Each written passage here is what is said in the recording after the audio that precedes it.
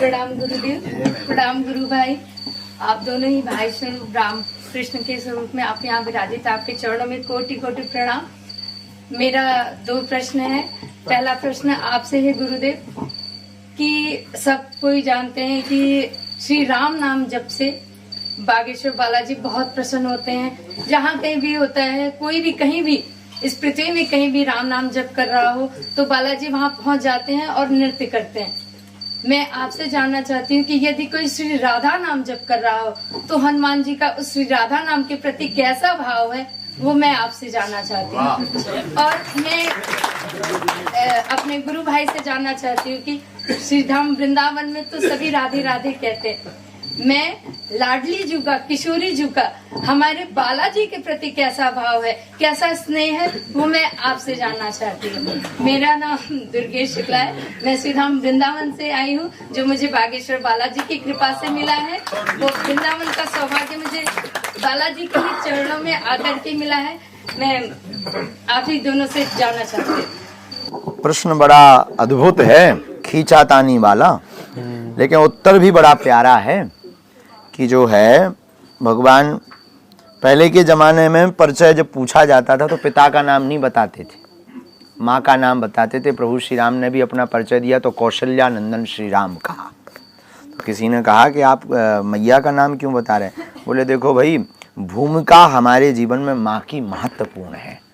तो हम आपसे वही कहना चाहते हैं कि पिता का नाम लेने से कई बार पिताजी मानते नहीं हैं, लेकिन माँ ममतावान होती है और ममतामयी रूपी माँ को अगर सपोर्ट ले लिया जाए तो पिताजी भी मान जाते हैं और माता जी भी खुश हो जाती हैं। ऐसे ही राधा नाम, राधा माता मेरी, राधिका पिता मेरो घनश्याम, इन 2 के चरणों में बारंबार प्रणाम। तो श्री राधा नाम लेकर के निश्चित रूप से प्रभु श्री राम के ज़्यादा से ज़्यादा हनुमान जी खुश होते होंगे, क्योंकि मैया जानकी कई जगह पर हनुमान जी की सपोर्ट करती हैं। जो है हमें नहीं लगता कि हनुमान जी महाराज अप्रसन्न होते होंगे, हमारी कभी बात नहीं हुई है।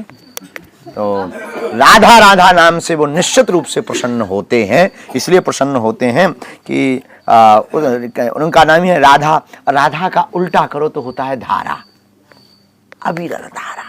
राधा आवश्यक है। तो श्री किशोरी जू, लाडली जू की कृपा बहुत आवश्यक है। किशोरी जू की कृपा से हनुमान जी मिल सकते हैं, हम इतना जानते हैं। किशोरी जू की कृपा से हनुमान जी मिल सकते हैं, हम इतना जानते हैं। हनुमान जी की कृपा से किशोरी जू मिल जाएं ये जरूरी नहीं है, पर किशोरी जू की कृपा से हनुमान जी मिल जाएंगे ये तय है। बाकी हम जो है इस बारे में ज़्यादा इसलिए नहीं बोलेंगे कि ब्रजवासी बगल में है तो मामा के सामने, आप भी ब्रजवासी हो बहना, अब मामा के सामने ममियारी की क्या बताना। तो हम अपने भैया को कहेंगे कि आगे की कमान आप संभालो वेदोक्त पद्धति से। बहुत सुंदर प्रश्न था आपका कि मैं जब भी बागेश्वर धाम आता हूँ ना तो यहाँ रात्रि में बैठता हूँ बालाजी के आगे, जब कोई नहीं होता तो सब तो हनुमान जी को, राम जी के भजन सुना में, लेकिन हम यहाँ श्री किशोरी जी के ही भाव सुनाते हैं। वाह! क्यों? उसके पीछे बहुत सुंदर कथा है। हनुमान जी साधारण नहीं है। अगर महाराज जी एक भाव कह रहे कि राम नाम हनुमान जी को बड़ा प्रिय है, राम कहते ही हनुमान जी अत्यंत आनंदित हो जाते हैं, पर निश्चित है कि आप श्री किशोरी जी का नाम बोलोगे तो हनुमान जी नृत्य करते होंगे, भीतर आनंदित हो जाते होंगे। क्यों? कृष्ण लीला में बहुत बड़ी भूमिका है श्री हनुमान जी की।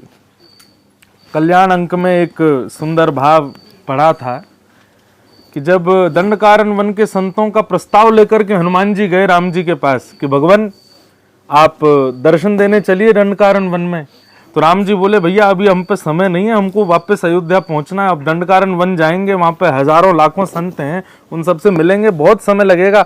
आप एक काम करिए, उन सबको कहिए प्रतीक्षा करें, द्वापर में जब हम कृष्ण बन के आएंगे, यही सब संत गोपी बन के आएंगे, तब हम इनसे मिलेंगे।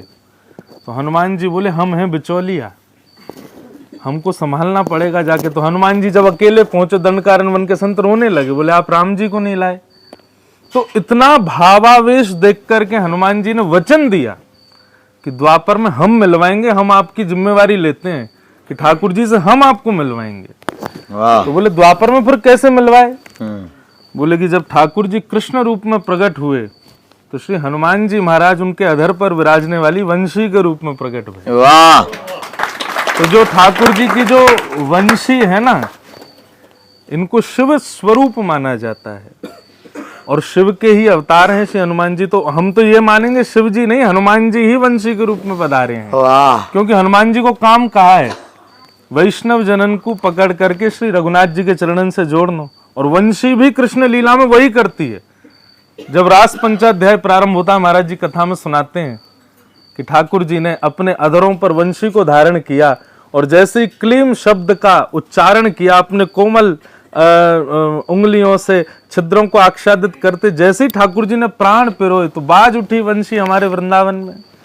तो सबको तो लग रहा था कृष्ण वंशी बजा रहे हैं, लेकिन जितने दंडकारण्य वन के संत गोपी बन करके आए, उन सबके कान में जाके वंशी के स्वर में हनुमान जी कह रहे चलो समय आ गया मिलवे को। वाह। जय हो। तो श्री हनुमान जी ही वंशी हैं, इस भेद को हम समझ नहीं पाए, और वही वंशी हमारी किशोरी जी की सबसे प्रिय है। अद्भुत नई बात, अद्भुत बात है। लाल जी की वंशी चुराती डोले श्री राधा रानी, क्यों? ये हनुमान जी ही तो हैं। ठाकुर जी कह रहे हैं अब राधे रानी दे डारो वंशी मोरी, या वंशी मोरे प्राण बसत हैं, सो बंसी गई चोरी, अब राधे रानी दे डारो वंशी मोरी। राम अवतार में तो श्री हनुमान जी प्रत्यक्ष बैठे हैं, और कभी जानकी जी कृपा कर रही हैं, कभी राघव जी कृपा कर रहे हैं। हनुमान जी पीछे पड़ रहे हैं कि राम जी के चरणन में बैठूंगा, जानकी जी के चरणन में बैठूंगा, लेकिन कृष्ण अवतार में तो खींचातानी है रही है। किशोरी जी कह रही है मैं रखूंगी, और ठाकुर जी कह रहे हैं मैं रखूंगा, हनुमान जी बीच में आनंदित है रहे, वाह ये बढ़िया भयो हमारो। तो श्री कृष्णावतार में वंशी के रूप में हनुमान जी पधारे हैं। जय हो। तो हनुमान जी को राधा नाम प्रिय नहीं है, प्रिय नहीं है, इतना प्रिय जैसे मन की पसंदीदा बात कोई कर दे तो रोंगटे खड़े हो जाते हैं ना। राम नाम सुन के तो वे आनंदित होते हैं, लेकिन राधा नाम सुन के तो रोंग रोंग खड़ा हो जाता हो। वाह। तो इसलिए आप यहाँ आकर के जय सिया राम बोलो, लेकिन हमारी श्री जी को भी डंका बजाए के जाएगा। जय हो। अद्भुत बात।